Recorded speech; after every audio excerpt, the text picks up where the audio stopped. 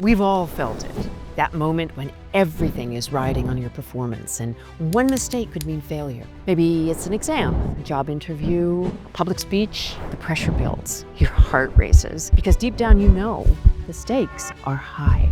Now imagine that one mistake doesn't just affect your own future, it holds the fate of an entire empire. For the Vestal Virgins of ancient Rome, this was their daily reality. Hi, I'm Lisa from Crown Tours. Don't forget to like this video and subscribe to our YouTube channel so you'll be notified anytime we post a new video. What if your life was dedicated to one thing, one sacred duty from the moment you entered adolescence? No family, no love affairs, no freedom, just the weight of tradition and the threat of death if you failed. For centuries, this was the reality for a select group of women, the Vestal Virgins of ancient Rome. 6 women chosen to uphold the most crucial symbol of the empire's survival, a single eternal flame.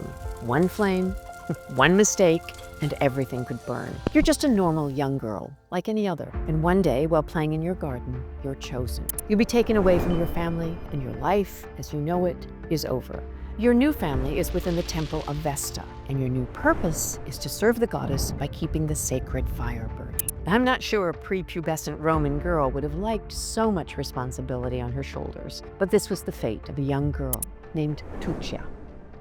In ancient Rome, the Vestal Virgins were revered and feared, their role intertwined with the fate of the empire itself. Chosen as very young girls, they dedicated their lives to serving Vesta, the goddess of the hearth, home, and family, in 30 years of service. 10 years of learning, 10 years of sacred duties, and 10 years of teaching the next generation of Vestals. One of the most famous examples of their worship is the Temple of Vesta in the Roman Forum, and it's still partly standing to this day. Their primary task was to keep the fire of Vesta burning, for it was said that if it ever went out, tragedy would hit Rome. But there was more to their role than just attending the flame. Vestal Virgins were bound by an unbreakable oath of chastity.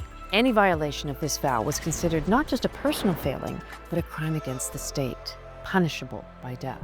The punishment was horrifying and would forever stain their names. Tuccia, like all Vestal Virgins, was bound to a strict life of chastity, service, and silence. It was the ancient equivalent of becoming a nun in today's society. For 30 years, she was to remain untouched, both physically and spiritually pure. But with the sacred duty came immense responsibility. Any failure would be catastrophic for Rome and most definitely for her. But being a Vestal Virgin wasn't really the worst thing in the world. They were independent of paternal authority. They owned property, made wills, and shockingly were allowed to vote. They even enjoyed special seating in the Colosseum as high-status women to see the spectacles up close. They enjoyed many privileges that were unimaginable for other women in ancient Rome.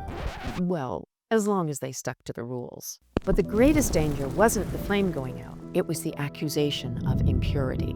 Especially in modern times, society continues to place unfair expectations on certain individuals that no one can perfectly meet. In today's cancel culture, rumors spread quickly, and very often they manage to ruin someone's reputation or career without legitimate proof. Now, from one day to the next, Tuccia found herself accused of violating her sacred vow of chastity. In ancient Rome, accusations required little proof, and an allegation against a Vestal Virgin was enough to send shockwaves through the city. The rumors spread like wildfire. The purity of the Vestals was seen as a reflection of Rome's stability and an offense to the gods. If Tuccia had broken her vow, the consequences would be dire for her lover, and for the empire. But Tuccia wasn't willing to go quietly. She knew she was innocent, and in a time when gods were believed to intervene in human affairs, she decided to prove it. Tuccia demanded the right to a divine trial. Her challenge? To carry water from the Tiber River in a sieve, an impossible task, unless the gods intervened. If she succeeded, it would be proof of her purity. If she failed, her fate was sealed. The crowd watched as the impossible happened. Drop by drop, the water remained in the sieve, defying nature itself. To the Romans, this could mean only one thing. The gods were on her side. Tuccia had done what no one had thought possible. She had proven her innocence through divine intervention. The gods had spoken.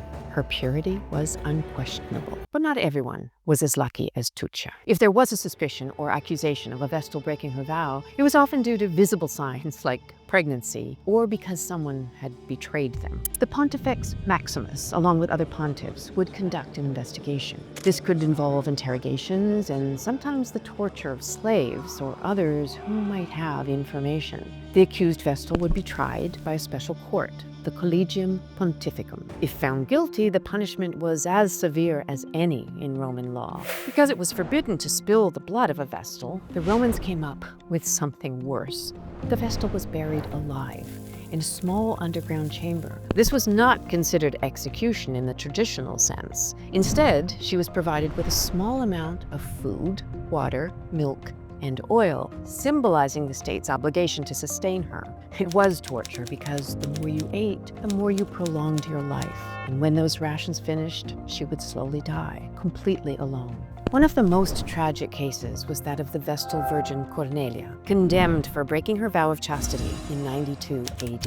You would think that no one would want to take the risk of breaking the vow, but you'd be surprised. You'd really have to like or love somebody to take that kind of risk. Yet, take them they did. But it was not only the women that faced consequences. The lovers who were caught with the Vestal Virgins were stripped naked, taken to the forum, and beaten with chains. Apart from breaking the vow of chastity, what if the fire went out? Would the Vestal Virgins face the same end? Well, not the same, but punishment was still in order. They were whipped with a whip of feathers, not to hurt them, but to humiliate them. There was literally no better choice than to follow the rules. In modern times, the story of the Vestal Virgin touches on themes of social responsibility and the connection between personal conduct and societal expectations. One clear example is the public scrutiny often faced by the British royal family. How often have they been under the lens of public opinion judged for their actions, especially the women in the family? And like the Vestals, when these figures fall under suspicion, their personal actions can have far-reaching consequences for how society perceives stability, justice, and morality. How often do we allow public opinion, social media outrage, or rumors to dictate the fate of others before seeking the truth ourselves? I'm sure most of us have judged public figures for one act or for spreading false information. But I ask you, does one mistake ruin a person's credibility forever? Perhaps. The Vestal Virgins may have found that out the hard way.